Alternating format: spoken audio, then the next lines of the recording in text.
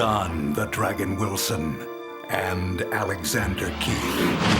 The Capital Conspiracy. How much longer until they completely unravel? How much longer until we all do? Well, there you go. And now that is some great freaking action. And my favorite sequence in that, which I'm most amazed by as a fellow director, is that train sequence. Yeah, that was something. Because the top of that train is curved. It's not flat. So you're constantly, while it's moving, because we're on top of that while it's moving, I was constantly thinking, we're going to fall. All you got to do is fall. You're going to roll right off of it one way or the other. But. And if you do, you're going to kind of maybe you're not going to break a lot of things. You're going to die. Yeah, it was a long way down.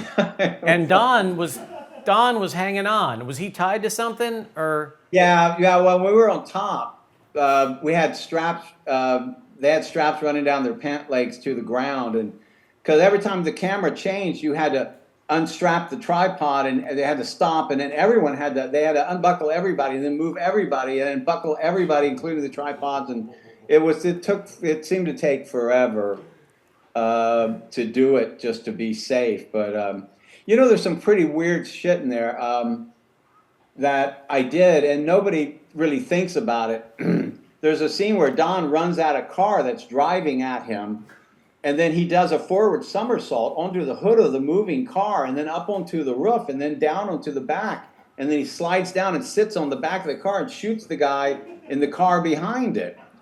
And the way I did it is I looked at it and I said, you know what? I said, if the car is shot in slow motion, there's almost no way to know how fast or slow the car was driving. So I said, hey, how about the car goes 3 to 4 miles an hour? Can you do it? And he said, yeah, if it's moving 3 or 4 miles an hour in that parking garage. I said, great, I'll shoot it in slow motion and no one will know how fast the car's going. So the car's coming at you really fast, and all of a sudden in slow motion, you see Don jump up, run toward it and jump up and roll up on it and roll down on it. It's in the trailer. And it looks great because you can't tell how fast. And then there's a scene where he drops down in front of a wall and the car slams into the wall and the wheels stop just short of hitting Don. And I cut the front of the car off. I cut it off physically and put 2 handles on it, took the engine out, so it almost is like a shopping cart. And we just stood about 2 feet away from the wall, and Don would drop and we just push the front of the car into the wall. And so as he drops, you just see this car come and hit the wall. And it looks for all the world that this car slammed head on into the wall, just the wheels just stopping short of running him over. It was great. And I never get any credit for this. No, well, you're getting credit for it now. This is the stuff.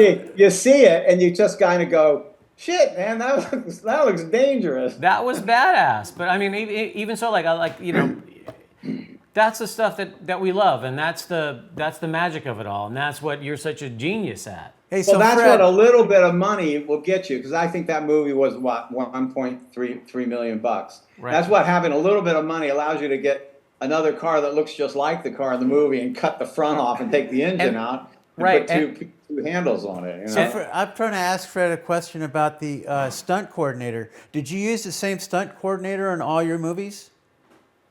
Not always, but they were all interrelated. Like one stunt coordinator will hire his friends so that when they get a job, they'll hire them. Okay. So if Bob Bragg was the stunt coordinator, he would hire Pat Statham and Cole McKay and those guys on his show. So if we hired Cole McKay, then he would get Pat Statham and Bob Bragg, and if you hired Pat Statham, he would, So there was a group of them